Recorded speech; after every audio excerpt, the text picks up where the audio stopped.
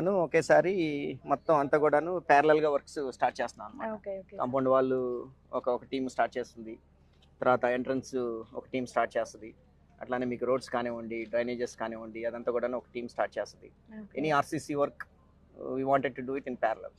So as goal is to complete it by May summer of next year. A corporate స్టైల్లో finish అయిపోతుంది మొత్తం. అంటే corporate style what ever మీరు ఏ style అయినా అంతే అనండి. అంతే. So but goal is to complete it by May, ఎందుకంటే May. ల్యాండ్ అంతా రిజిస్ట్రేషన్ అయిపోయింది, మా పేరు మీద ఉన్నది కాబట్టి, డెఫినెట్లీ అండ్ కాంట్రాక్ట్స్ ఇచ్చేస్తాం కాబట్టి మాకు పెద్ద టైం పట్టదు. Exactly sir. సో ఒకసారి ఆ విల్లా హౌసెస్ గురించి కూడా ఎలా ఉండబోతుంది? డెఫినెట్లీ. సో విలాస్ కూడాను ఒకసారి ఇన్ఫ్రాస్ట్రక్చర్ అంతా వచ్చిన తర్వాత, ఇన్ఫ్రాస్ట్రక్చర్ రావడానికి మే వరకు పడుతుంది మనకి. Okay sir. మే వరకు మనకి ఇన్ఫ్రాస్ట్రక్చర్ అదంతా వచ్చేసిన తర్వాత then we would like to start the Vilas.